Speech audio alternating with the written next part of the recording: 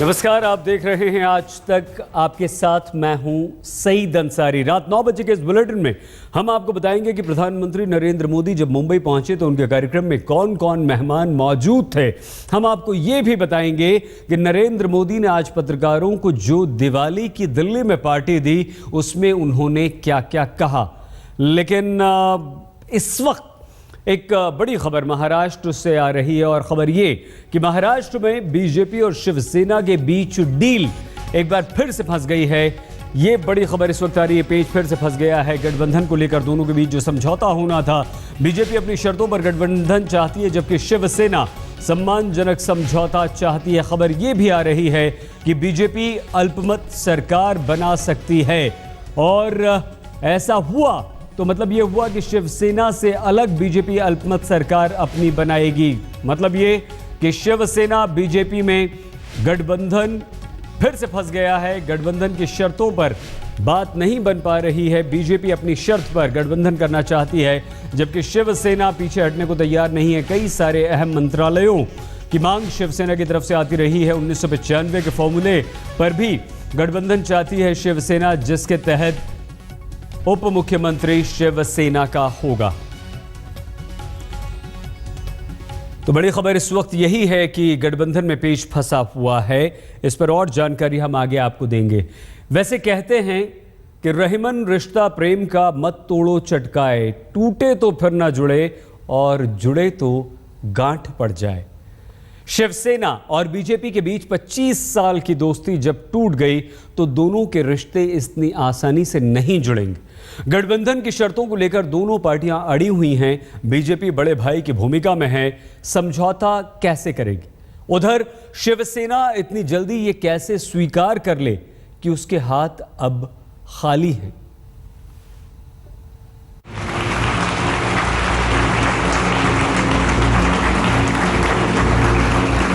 बॉलीवुड से लेकर सियासी गलियारों के और उद्योग जगत से लेकर खेल के मैदान तक बड़े बड़े मेहमान मौजूद हैं, लेकिन उद्धव ठाकरे नदारद हैं।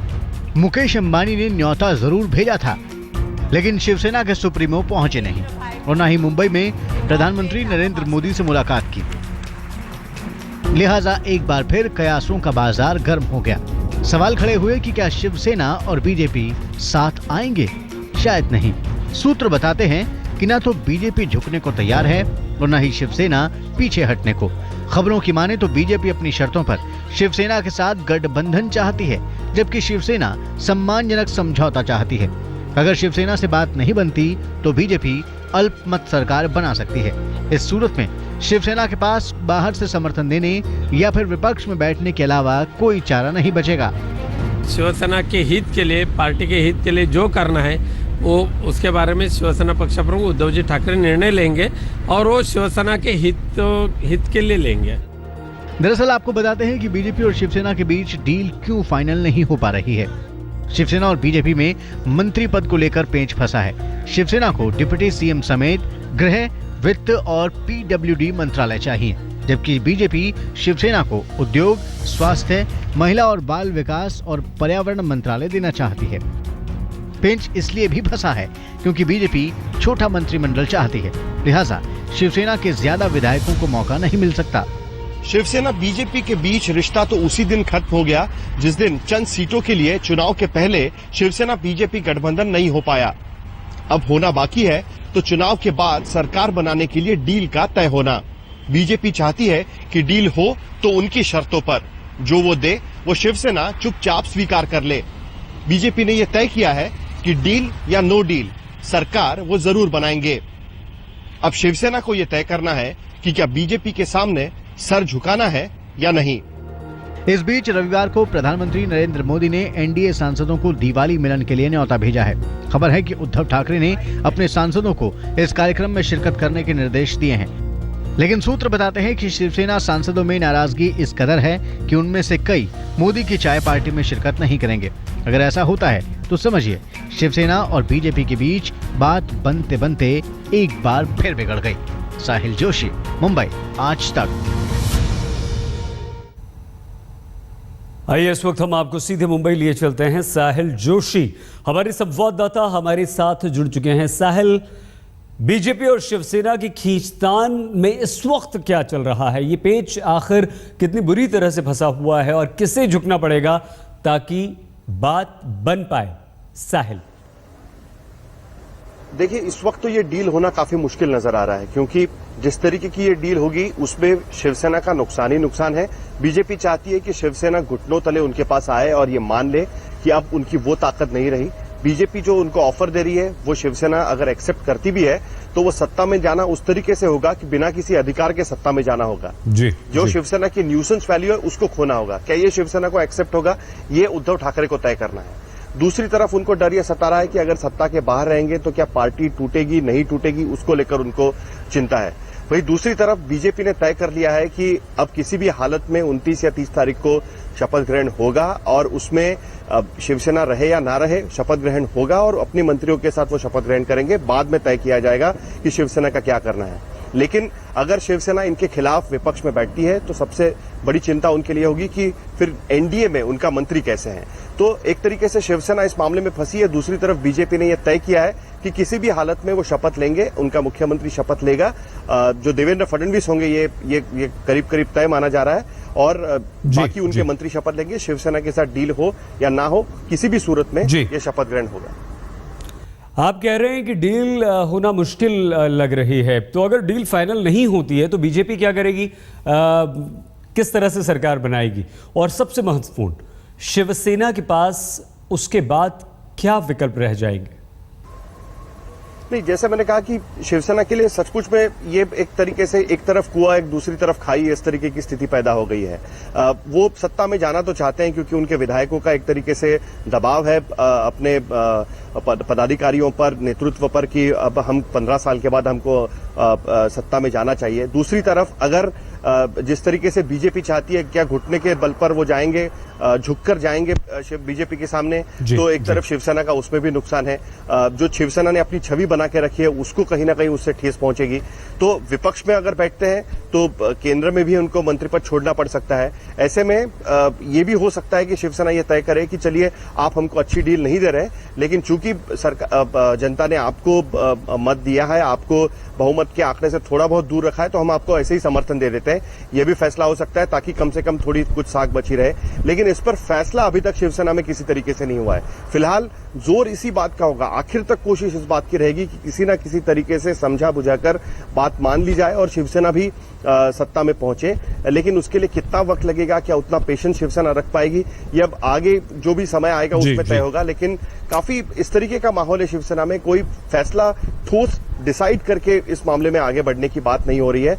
एक तरफ कुआं, दूसरी तरफ खाई की स्थिति बनी हुई है।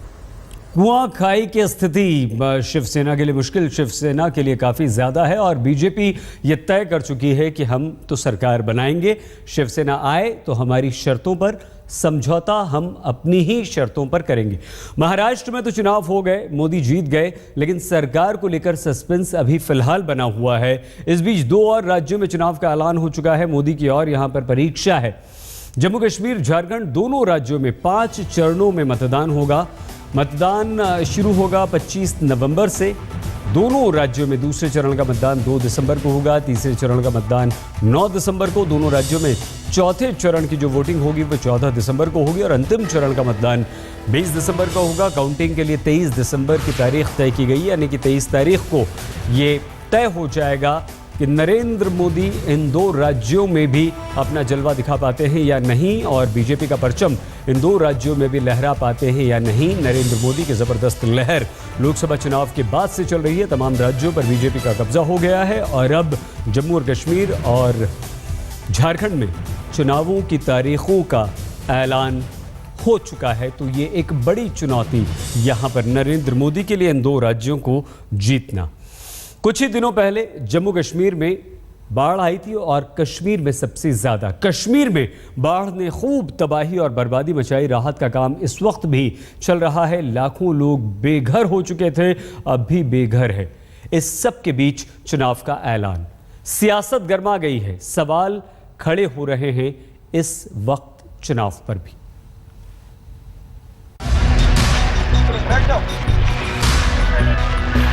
बहुत ज्यादा वक्त नहीं बीता जब घाटी में कुदरत ने जमकर कोहराम मचाया। लाखों के आशियाने उजाड़ दिए और उन्हें बेघर कर दिया।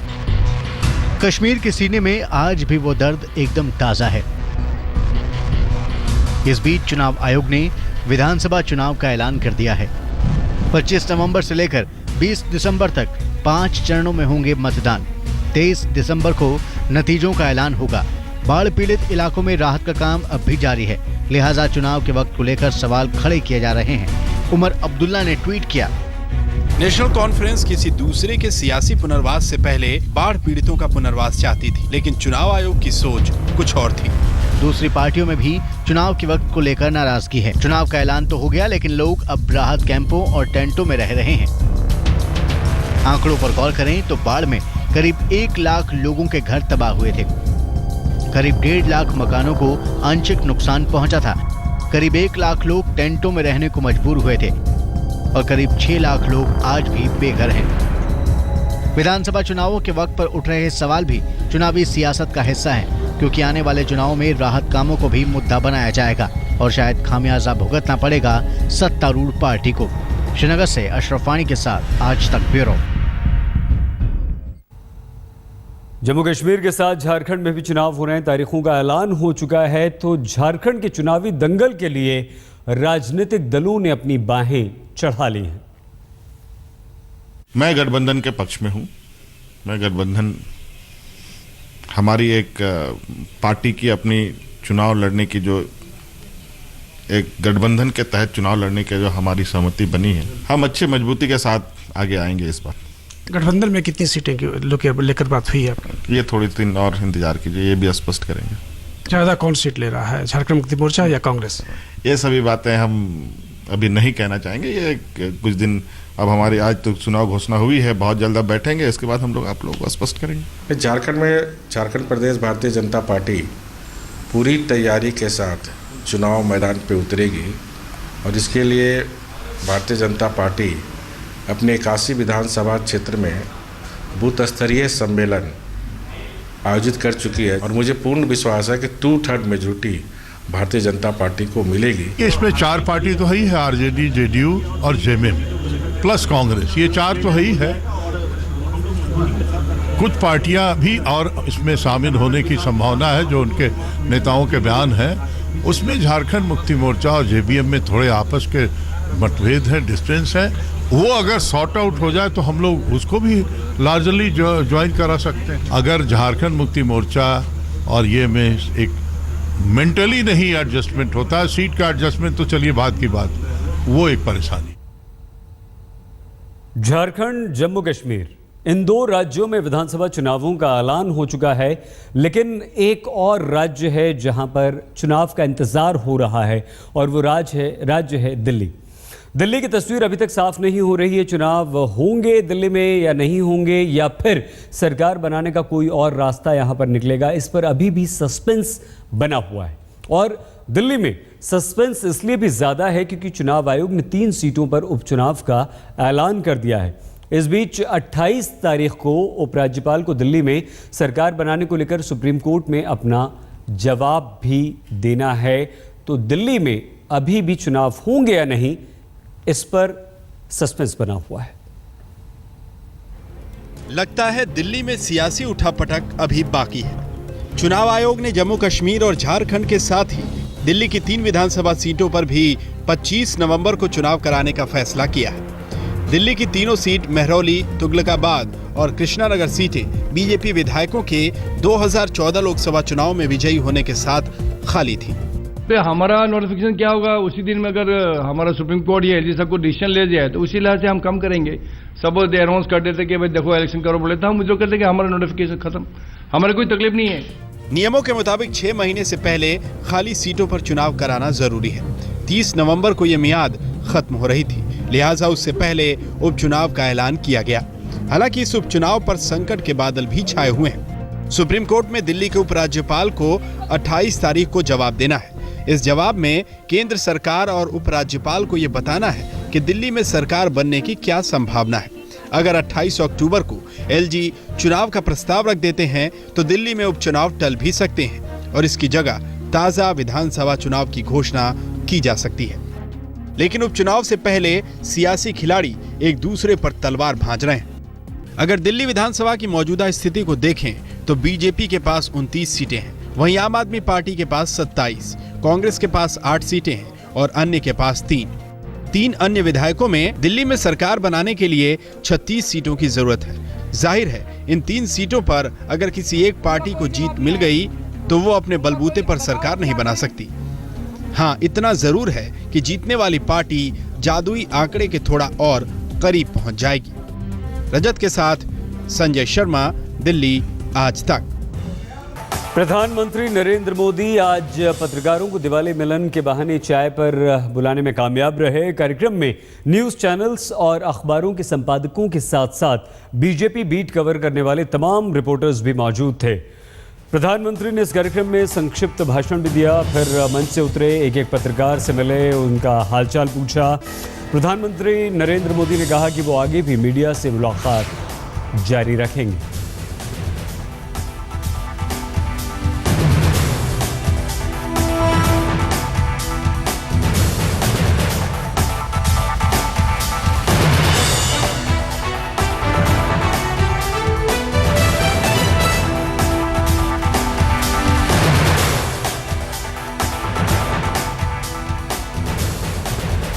और इस वक्त एक बड़ी खबर आ गई है। जी हां, 30 तारीख को शपथ ग्रहण मुंबई में हो सकता है। मतलब सरकार मुंबई में बीजेपी की बनने जा रही है। 28 को मुंबई जा सकते हैं राजनाथ सिंह।